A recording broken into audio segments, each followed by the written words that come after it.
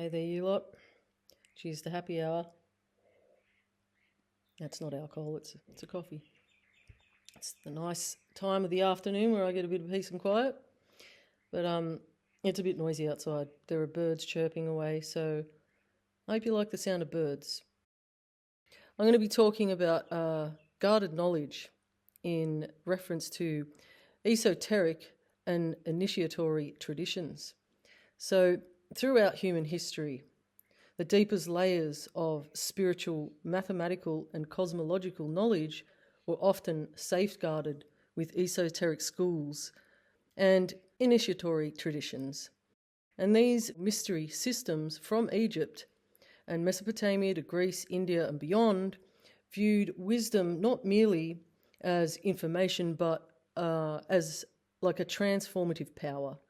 And access to such knowledge required moral discipline and symbolic understanding and initiation. So the premise was that cosmic principles, when misunderstood or misapplied, could lead to imbalance, both within the individual and within society also. So secrecy was framed as protection to preserve harmony between the sacred and the profane. However, over time, this protective secrecy may have evolved into a mechanism of social and spiritual control. So, as ancient initiatory orders centralized knowledge of geometry, astronomy, and metaphysics within closed hierarchies, the guardians of wisdom became gatekeepers of truth.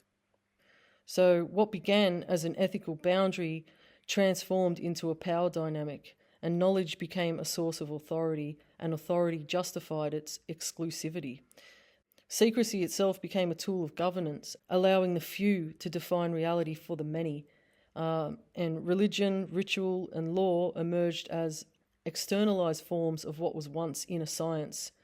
And so the veil that was meant to protect sacred wisdom also enabled the rise of dogma and dependency, shifting the balance from enlightenment to control. So could much of what the ancients knew simply have disappeared through time? The libraries that burned, like Alexandria, and oral traditions faded when languages or priesthoods died out. So many early civilizations encoded their science and philosophy through myth and architecture, not so much through written equations. And when later generations interpreted these stories literally, the true essence behind them was forgotten or lost. And so in that sense, much of it was actually hidden in plain sight and visible, but not really understood. In some cases, advanced knowledge was intentionally reserved for initiates, and mystery schools, priestly orders, and esoteric societies preserved geometry, astronomy, and metaphysics as sacred sciences.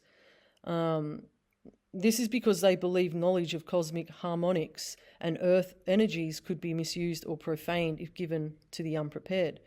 So this led to knowledge being encoded in layers, symbols, numbers, and mythic allegory, where only trained initiates could read the underlying geometry or cosmology. And over time, outer teachings became religion or myth, and the inner teachings remained geometry, vibration, and proportion. So what we see across history looks more like a chain of reinterpretations, and classical philosophers such as Pythagoras and Plato translated it into cosmology of music, number, and form, and the medieval world spiritualized it as divine order, while the modern world materialized it into physics and engineering. So the idea that the universe is built from frequency, proportion, and resonance was never truly lost. It just changed languages from myth to geometry to science. Today, we are encountering ancient principles through new tools, like wave mechanics, quantum resonance, and field theory, which echo the same vibrational view of the cosmos. Acoustic architecture is revealing that temples were tuned to specific resonant frequencies, and it appears as if fragments of a forgotten harmonic worldview are resurfacing and now being translated into modern scientific terms. And to the initiates of the ancient world, such as Egyptian priests, Pythagoreans, and Hermetic adepts, and later the Gnostics, knowledge wasn't just information, it was power, because it granted the ability to influence and align with natural and cosmic forces. And they believed that certain truths about vibration, energy, and geometry could heal or harm, depending on intent, stabilize or disrupt natural and social harmony, and manipulate consciousness. So, sacred sound or resonance could be used for healing or psychological influence. So, this knowledge wasn't necessarily hidden out of selfishness alone, but out of a sense of spiritual responsibility and the idea that only those with moral and philosophical discipline should wield it. Secrecy created hierarchies, and when the priests or initiates held the keys to cosmic or metaphysical understanding, they naturally gained social authority, and this opened the door for manipulation. So knowledge that began as universal became codified into dogma, and natural cycles and cosmic principles became personified into gods, punishments, and moral laws.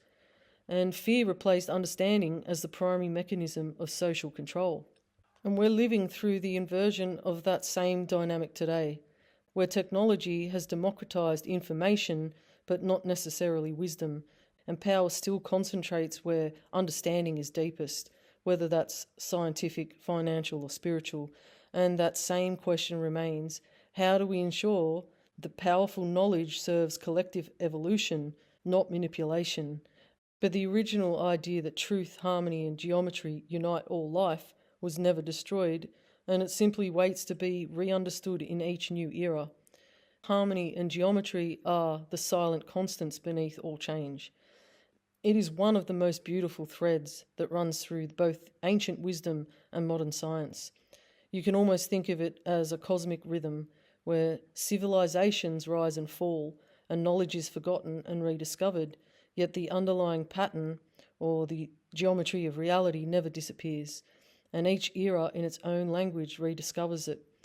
The ancients built it in stone and myth, and the philosophers expressed it through number and proportion, and our greatest minds of today are going to reveal it again. In physics, the old idea that everything is vibration has become quite literal, and quantum field theory describes particles as vibrations in underlying energy fields.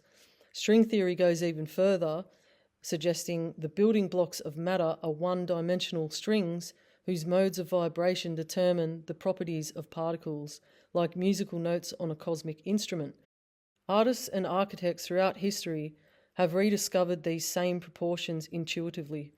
The golden ratio, Fibonacci spirals, and symmetry appear in Greek temples, Gothic cathedrals, Islamic mosaics, and even modern design. And when we see proportion, rhythm, or fractal repetition, we feel harmony because our bodies and brains are built on the same ratios. It is the sensory echo of the universe's geometry. And many ancient and mystical traditions describe creation as a vibrational act. In Hindu cosmology, the sound Om is the primal vibration from which the cosmos unfolds. In the Hermetic and Platonic schools, the universe was said to be composed of the music of the spheres. So these were poetic ways of expressing what physics now calls field coherence and the alignment of energy and information into harmonious patterns.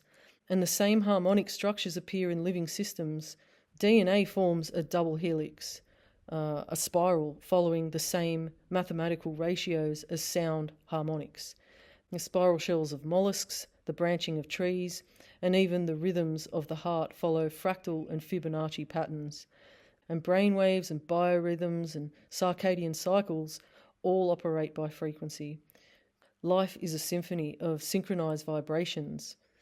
Across time, humanity keeps rediscovering this principle under new names. The Tor, Logos, Om, the field, quantum coherence, resonance, sacred geometry, all are metaphors for the same underlying truth. Consciousness recognizes itself through harmony. So when people sense a kind of cosmic order or universal intelligence, they're intuitively perceiving this current. The act of concealing knowledge to preserve its purity paradoxically made it more vulnerable, because once hidden it could be monopolized and distorted or turned into myth. Each era eventually rediscovers fragments of that original harmony, whether through science, art, or spiritual insight. Humanity keeps uncovering what was never truly lost, and the wrong hands may hold it for a time, but the pattern always re-emerges because the geometry of truth can't be destroyed, only temporarily obscured. And though the concealment and distortion of sacred knowledge have long shadowed humanity's path, this has also served a hidden purpose. It has driven us to seek truth with sincere and intense conviction, and each era of darkness provokes a new awakening. The original current of wisdom founded on harmony, geometry, and interconnectedness can never truly be extinguished because it is woven into the structure of life itself. The language of energy, vibration, and consciousness belongs to everyone. Humanity stands once again at the threshold of reunion with its own forgotten heritage, and the lesson of the past is clear.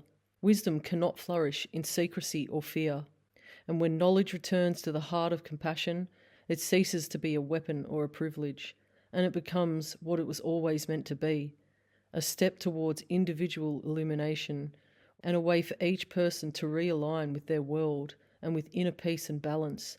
We may not be able to change the world itself, but we can change the way the world unfolds around us.